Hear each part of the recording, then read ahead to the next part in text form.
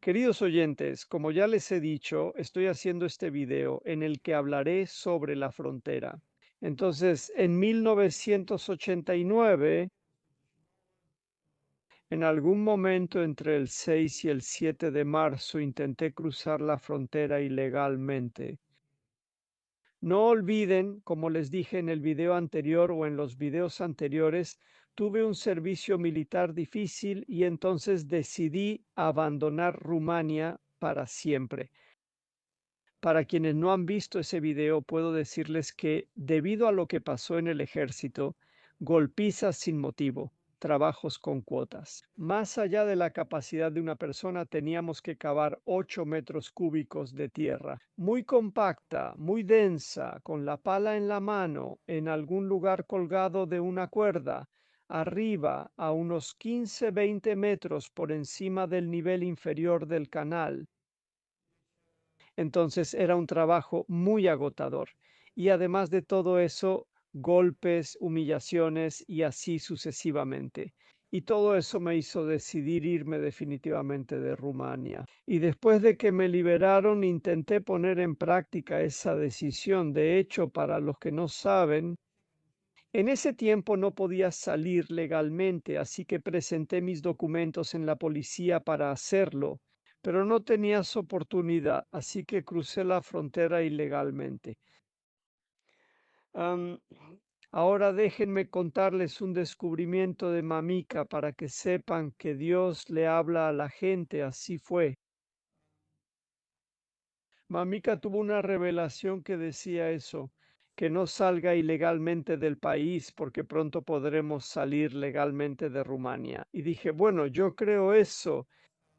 ¿Cómo pudo pasar eso? En tiempos comunistas todas las fronteras hasta Alemania estaban cerradas, ningún país comunista permitía que la gente saliera y así sucesivamente. Así que tomé la decisión de irme ilegalmente. Les cuento más sobre la revelación de Maika. Ella tuvo una revelación donde Dios le dijo algo así.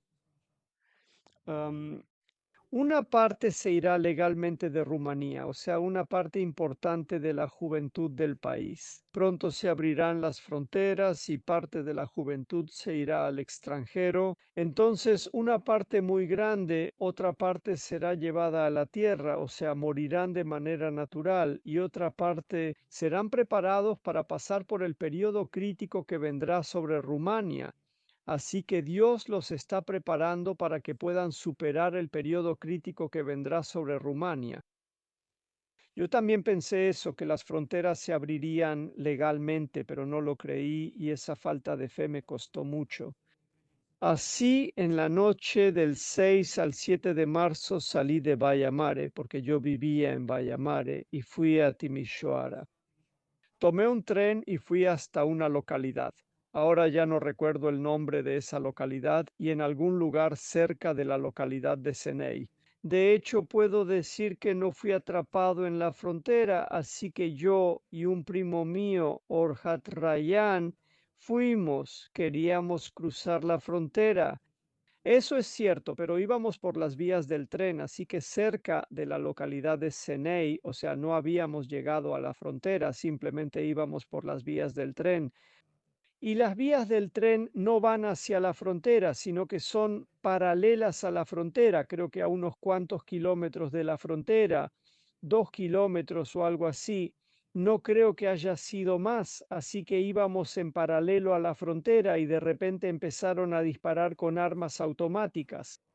Así que justo frente a nosotros, a unos 10 metros como máximo, entre 6 y 10 metros, dos soldados empezaron a disparar sus armas sin advertirnos. Yo también hice el servicio militar y sé lo que implica.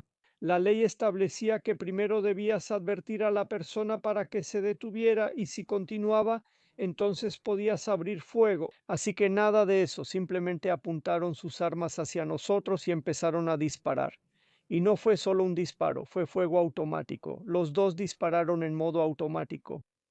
En un instante vi llamas azules y verdes acercándose y pasando sobre nosotros. De hecho, ah, así que mi primo se tiró al suelo, rodó y no se detuvo. Huyeron más lejos, pero los soldados no se dieron cuenta de eso, porque las vías del tren estaban en un lugar más alto que donde estaban los soldados. Así que simplemente abrieron fuego contra nosotros sin advertencia y con ráfagas automáticas. Así que en ese momento salté hacia atrás, porque supe que era grave, que no tenías ninguna oportunidad de escapar. A esa distancia tan corta. Salté hacia atrás, me tiré al suelo y ellos seguían disparando. Así que solo veía llamas de fuego frente a mí, como disparaban, pero tampoco esta vez me dieron. Para los que vieron el video de la cacería, cuando dispararon contra mí y me dispararon, solo me alcanzaron con el fogonazo del arma. Pero esta vez no me dieron para nada. Dispararon en ráfaga y no me dieron, y grité lo más fuerte que pude. No disparen, que me rindo. Ellos se detuvieron y vinieron hacia mí. Entonces, cuando vinieron hacia mí, dieron unos cuantos pasos. Noté que mi compañero Urjatreán desapareció, se rodó por las vías y salió corriendo. Él sabía lo que iba a pasar, no era su primer intento. Yo estaba en el segundo o tercer intento, la primera vez que me atraparon. Él ya había sido atrapado antes, así que no quiso entregarse a los soldados porque sabía lo que pasaría. Yo no lo sabía, así que puedo decirles que hubo cosas, así que voy a entrar en detalles que tienen que entender cómo se vivía en tiempos de Ceausescu y lo peligroso que era. Para quienes intentaron salir de Rumania, muchos murieron en la frontera, asesinados por soldados, pero yo por suerte no fui baleado. Ustedes se preguntarán por qué Dios permitió una prueba tan grande para mí. Entonces, yo les puedo decir que fue porque no creí en su obra, porque en su obra no. Sal de Rumanía, te irás legalmente. Y cuando se abran las fronteras, estarán abiertas por poco tiempo. Entonces debes irte. ¿Por qué? Porque después se cerrarán de nuevo y ya nadie podrá salir del país. Aún es el periodo de fronteras abiertas. No les aconsejo abandonar Rumania, ni hago esta película para cambiar su decisión de quedarse, ni hablar de eso. Entonces, sé que una parte debe quedarse en el país, pues estarán listos para superar las dificultades futuras. Otra parte ha muerto por causas naturales, porque han pasado 30 años y otra parte se irá legalmente del país. Amigos que también se han ido, yo ya no vivo en Rumania, estoy en Alemania ahora, aquí estoy en mi casa, lo que ven es mi casa. Y sí, ahora les voy a contar más sobre lo que pasó en la frontera, cómo Dios le habla a la gente incluso en las situaciones más críticas. Tal vez digan que Dios habla cuando haces silencio dentro de ti, cuando estás en un estado espiritual muy alto y así sucesivamente. Sepan que no es así. Es cierto que debemos estar en una buena relación con Dios, eso es otra cosa. Pero Dios también habla en las situaciones más peligrosas. Así que Dios me habló cuando estaba siendo golpeado y lo van a saber en un momento. Entonces, después de que nos dispararon, vinieron los soldados hacia mí y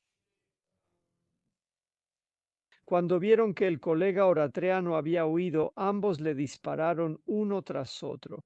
Para quienes saben lo que significa eso, el fuego más peligroso a corta distancia es el fuego automático. Así que primero dispararon con dos armas, fuego automático hacia nosotros. Después de eso yo grité. Ellos se detuvieron, ya no dispararon. Vinieron, notaron que Oratreano se había ido, había huido y lo vieron a lo lejos. Y los dos le dispararon tiro por tiro, pero no le dieron, así que los dos le dispararon tiro por tiro. El tiro por tiro es el más peligroso, porque en cada disparo, o sea, apuntas, lo tienes en la mira y disparas, es lo más peligroso, porque cada vez que disparas, alineas la mira y apuntas a esa persona. Los dos dispararon, pero no le dieron porque él corría en zigzag.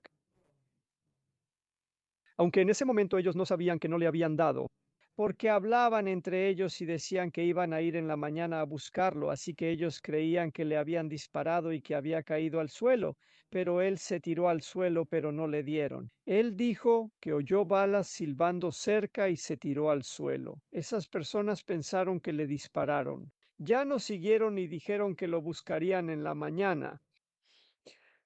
No, y se quedaron con las armas apuntándome y esperaron hasta que llegó la guardia. Ahora les digo, me parece que eran 4 o 6 soldados, porque ya no recuerdo exactamente, creo que eran 4 o 6. Además de un oficial, un teniente de baja estatura, robusto, bien formado, robusto, vinieron y me golpearon. Ahora les daré detalles de las golpizas para que vean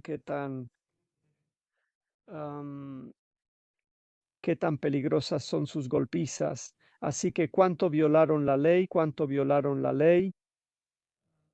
Que yo intenté encontrar mi expediente después de la revolución cuando se podía, pero ya los habían tirado para que no pudiéramos llevarlos a juicio, así que tomaron los expedientes del juzgado y ya no los encontraron.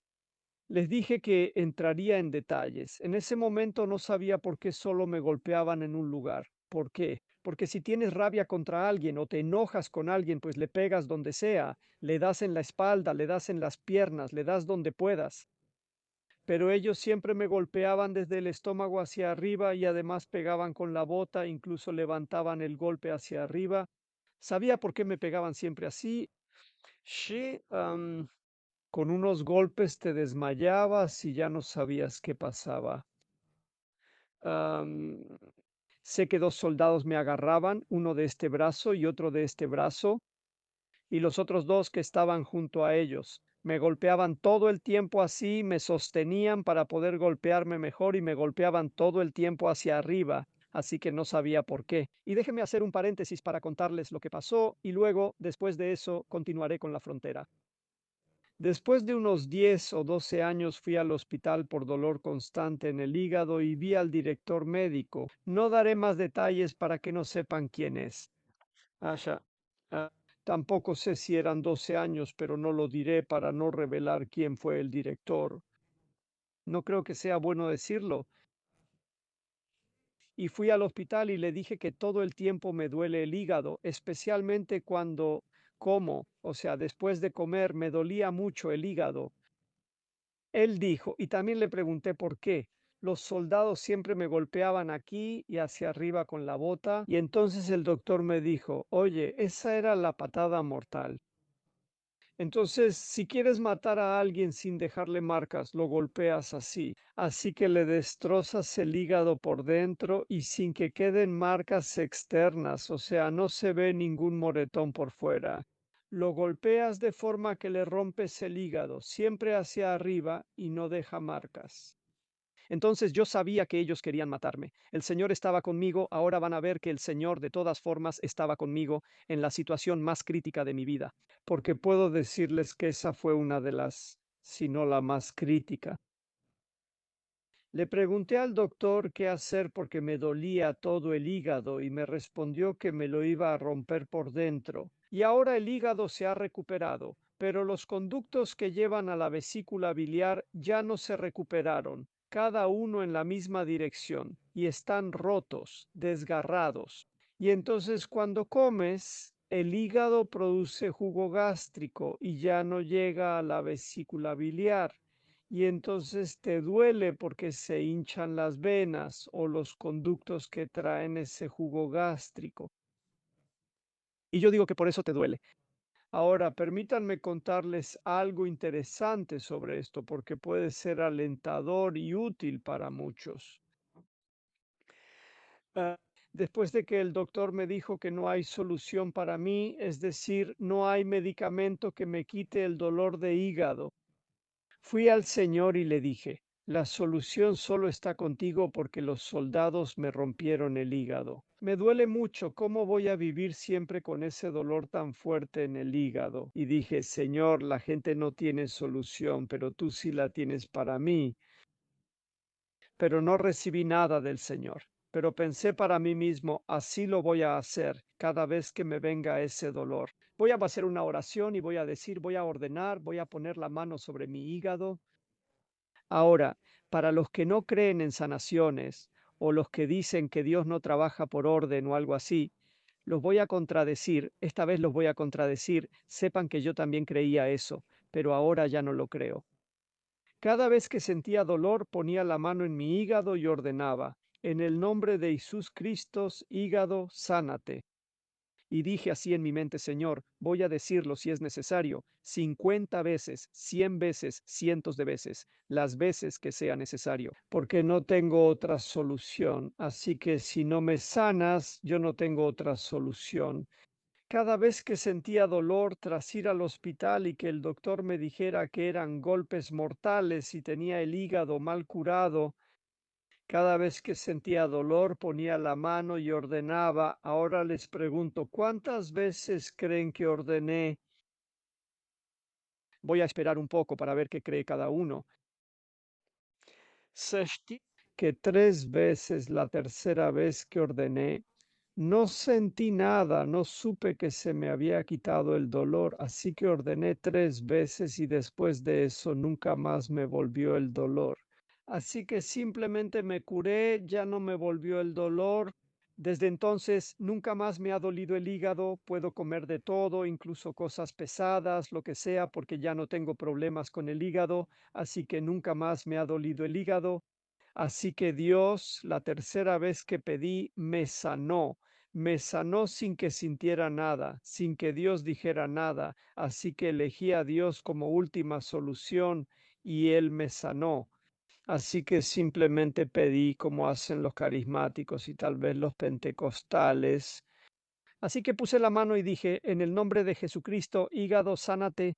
Y la tercera vez cuando lo dije me sané, o sea, no la tercera vez consecutiva, sino en 3 noches. Me dolió cuando comí y la tercera noche, ya no recuerdo cuánto tiempo pasó entre ellas, porque no me dolía cada noche, solo cuando me dolía.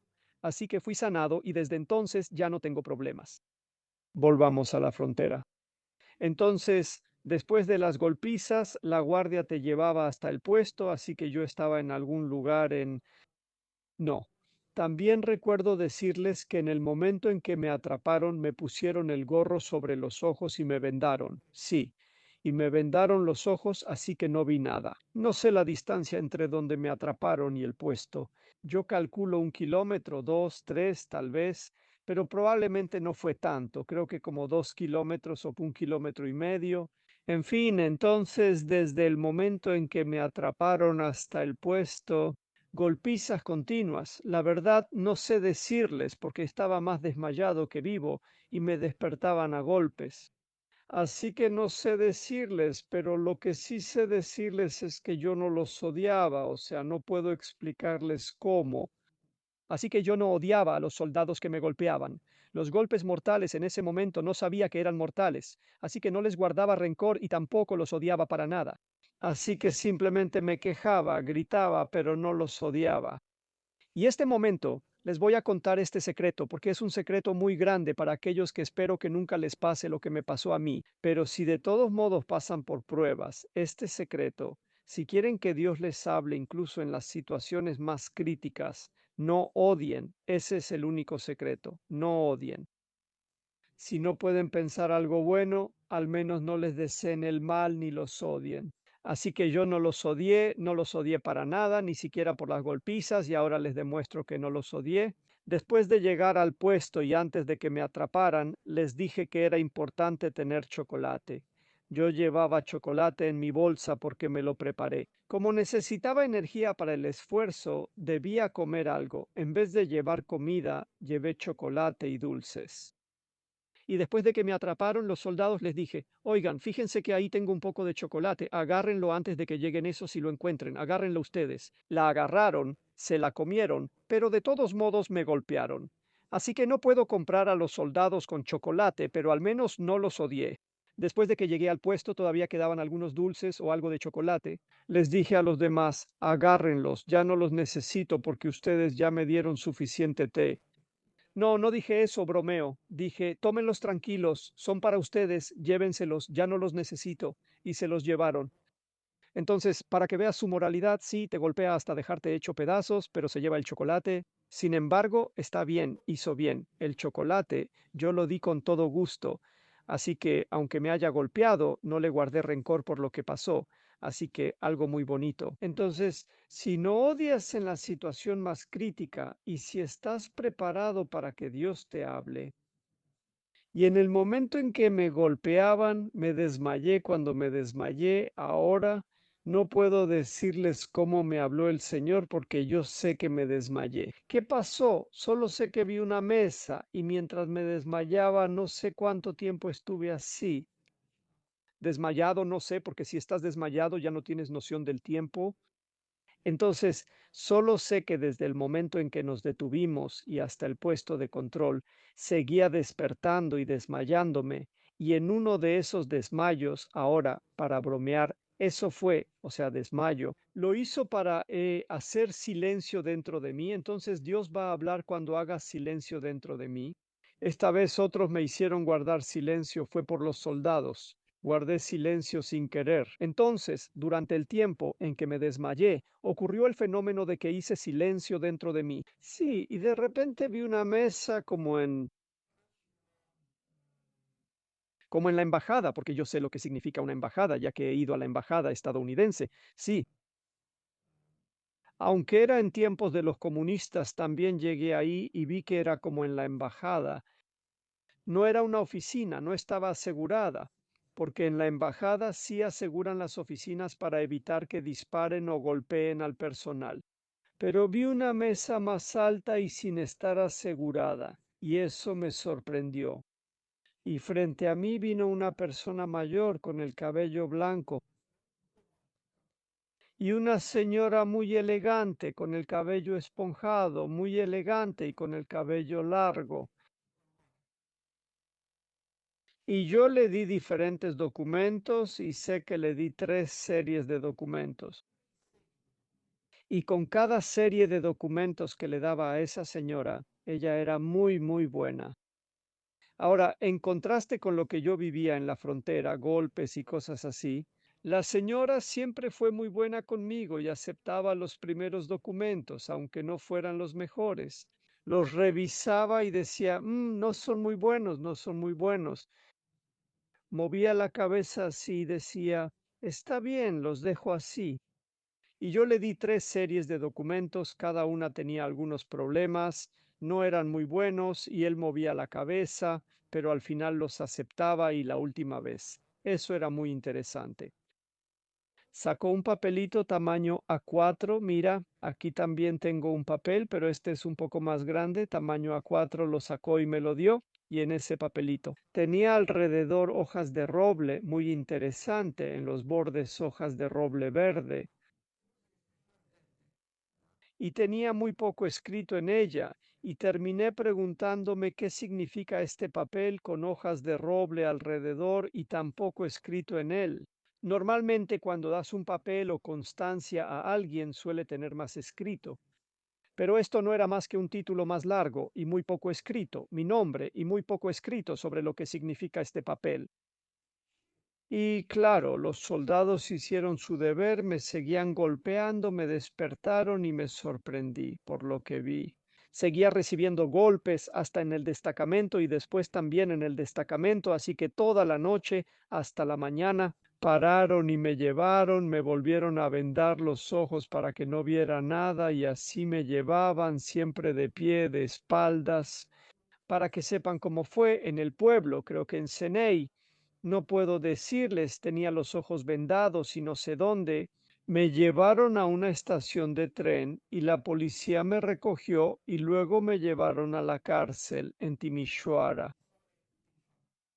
Sí, y déjenme contarles más sobre lo que significó la cárcel. Ahí vi personas golpeadas como nunca en mi vida y no sé si se lo pueden imaginar. Había muchos estudiantes, a los estudiantes los golpeaban aún más fuerte, pero no sé por qué, a mí ya no me pegaron ni en la policía ni en la cárcel. Ahora les puedo decir que tenía algunos parientes en Bucarest con algo de influencia y puedo decir que no hay ningún peligro. Ah, alguien con el nombre de Seterchi, porque tengo algunos parientes así, por esta esposa, dice que en ese entonces no éramos parientes, pero aún así nos ayudaba. Entonces, al final me casé con una pariente de ese tal Seterchi, así que ese señor era una persona muy influyente. En Bucarest, padre, intervinieron con mi tío, tenían conocidos con él, y bueno, Entonces ya no me golpearon en la cárcel, ya no me golpearon para nada, pero a los otros estudiantes sí los seguían golpeando. O sea, yo vi a personas golpeadas en la espalda, azules, o sea, un azul oscuro, así como se ve ahora. Ahora, como se ve el micrófono cuando está azul más oscuro, o sea, todavía más oscuro ese azul, ahora no, o sea, cuando cambia y es azul oscuro, oscuro. Ah, mira, más o menos así, pero todavía un poco más oscuro. De arriba hacia abajo por detrás. Todo era azul, o sea, no se veía una parte que fuera roja u otro color. Como es la piel, todo era azul, de arriba hasta abajo. Imagínense que yo tenía la carne destrozada en la espalda, así de golpeados estaban, o sea, en la celda en la que estuve yo, como unas 2 o 3 semanas, vi bătuți, golpeados con los ojos fuera de las órbitas y no los llevaban al hospital, o sea, con el ojo fuera y no lo llevaron al hospital. Entonces, unas atrocidades que ni te imaginas. Les cuento esto porque no sé quién más se los dirá o quién estuvo en la frontera. O muchos tal vez no tienen el valor de decirlo o se sienten avergonzados de contar esas cosas. Pero yo creo que deben ser conocidas, no creo que estas cosas deban ocultarse, creo que deben saberse para que sepamos lo que significa Rumania. Y ahora quiero decirles que en la frontera no estuvieron ni Ceausescu ni los grandes comunistas de Bucarest, estuvieron simples soldados. Entonces, ¿qué tipo de tratos? O sea, inhumanos, inhumanos. Imagínense que en ese momento yo pesaba 52 kilos, 52 kilos. Mira, Mir, que no me mató porque el Señor me salvó y me habló de él. El Señor también permite pruebas en nuestra vida. Ahora la pregunta es ¿por qué? Pero déjenme contarles más hasta el final. Y luego, después de eso, vamos a tratar de entender qué pasó. Entonces, después de lo que vi, para que vean que se cumplió exactamente. Entonces, todo lo que vi mientras me golpeaban de esa manera y el Señor me mostró a esa señora y así sucesivamente se cumplió exactamente. Ya no sé cuántos años han pasado, creo que entre 20 y 25 años desde entonces.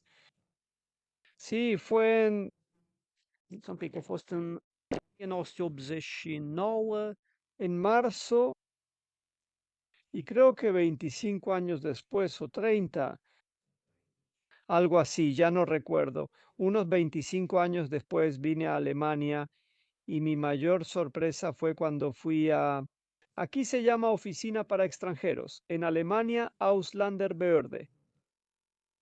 Ausländerbehörde. Fui y presenté documentos justo después de la revolución. No, discúlpeme, justo después de que Rumania entró en... No, no, antes de que Rumania entrara en la Unión Europea. Así que era por el 2005. Sí, por el 2005. Yo fui, no sabía de ningún rumano por aquí y fui y llevé documentos en rumano, así que llevé el acta de nacimiento en rumano. Y vino una señora, se llama Yelmish. Ahora no sé si está bien decir el nombre, pero es una señora. Cuando la vi, me dio un shock, porque me acordé de lo que me mostró el señor en la frontera. Entonces era una señora así, con el cabello blanco, grande y blanco, y muy, muy buena. Se acercó y me preguntó, ¿qué documentos tiene? Pero me hablaba en alemán y yo no entendía nada, no quería decírmelo en inglés entendía un poco, pero en alemán no entendía nada. Le daba los documentos en rumano. Ella las veía, movía la cabeza y decía que debían estar traducidos. Después hablaron conmigo en inglés y repitieron que debían estar traducidos. Pero no sé a dónde enviarte, déjalos, estarán bien. Y se los di en rumano, luego le di los estudios, igual, no estaban traducidos. Le di el certificado de matrimonio, igual, o sea, 3 tipos de documentos. No estaban para nada traducidos al alemán. Y ella asentía con la cabeza, debería estar traducido. Nosotros no entendemos rumano, pero déjalos, que así también estarán bien. ¿Y qué pasó? Después de unos 6 años recibí la ciudadanía. Tenía. Exactamente así fue. Una hoja tamaño A4 con hojas verdes alrededor y muy poco escrito en ella. Einbürgerung, o sea, ciudadanía, mi nombre y mi fecha de nacimiento, eso es todo, y una firma, o sea, solo eso. Así que está escrita muy poco porque todavía la tengo, así que está escrita muy poco. Dios me mostró en 1989, durante la época comunista, que recibiría la ciudadanía alemana, aunque entonces no sabía qué significaba ese documento. Así que el plan de Dios fue que yo viniera legalmente de Rumania y recibiera la ciudadanía alemana, lo cual también sucedió. Dios habla a las personas incluso en situaciones críticas. Continuemos. Tras llegar a la cárcel, recibí un trato preferencial. Ya no me golpearon. Me puse algo de ropa toda rota, o sea, toda rota, muy grande y muy rota, y estuve, ya no recuerdo exactamente, 2 semanas o 3 semanas encerrado ahí. Ahí vi gente golpeada más fuerte que en la frontera.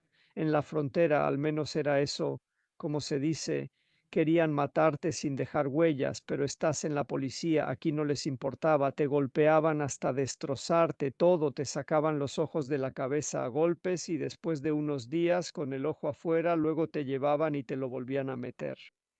Pero yo no recibí esas golpizas porque creo que mi papá intervino por mí y sé eso y no me dieron esas golpizas. Ok, ah, después de que llegué, me conmutaron la pena de prisión por prisión en el lugar de trabajo y me trajeron a casa, a Bayamare, e hice, ya no recuerdo, digo, entre 5 y 7 u 8 meses de prisión en el lugar de trabajo hasta la revolución. Después me liberé. Am, yo, lo que puedo decirles es que Dios trabaja y habla todavía hoy a las personas, pero las personas deben prestar atención y en las situaciones más críticas, Dios está con nosotros. Les digo esto, probablemente algunos de ustedes llegarán a pasar por situaciones críticas y sepan que Dios está con nosotros y no debemos perder la esperanza. Pase lo que pase, como alguien que ha pasado por golpes, el ejército y la frontera, pero la frontera fue lo mejor. Sí, les digo que no tengan miedo, tal como dice la palabra del Señor, no teman a los que matan el cuerpo, pero que no tienen ningún poder sobre el espíritu. Mejor teman a quien puede lanzar cuerpo y espíritu al infierno.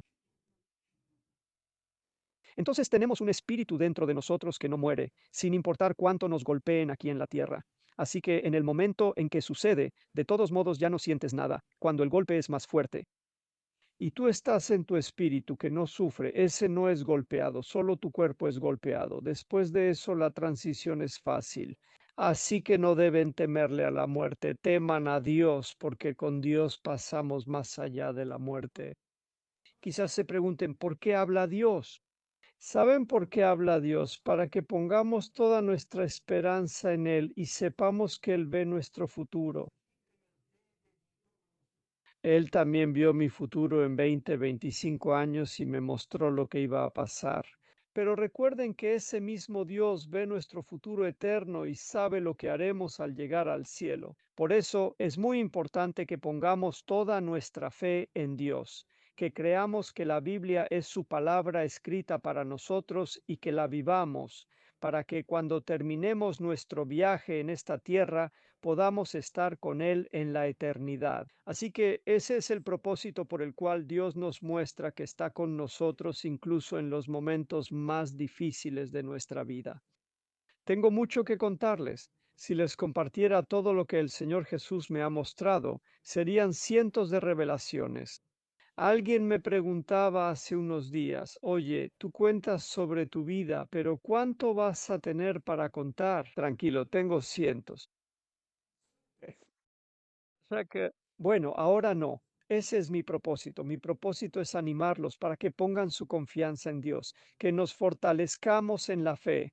Eso es lo mejor que podemos hacer por otros. Fortalezcamos nuestra fe en Dios, con quien vamos más allá de la muerte. Es el mismo Dios.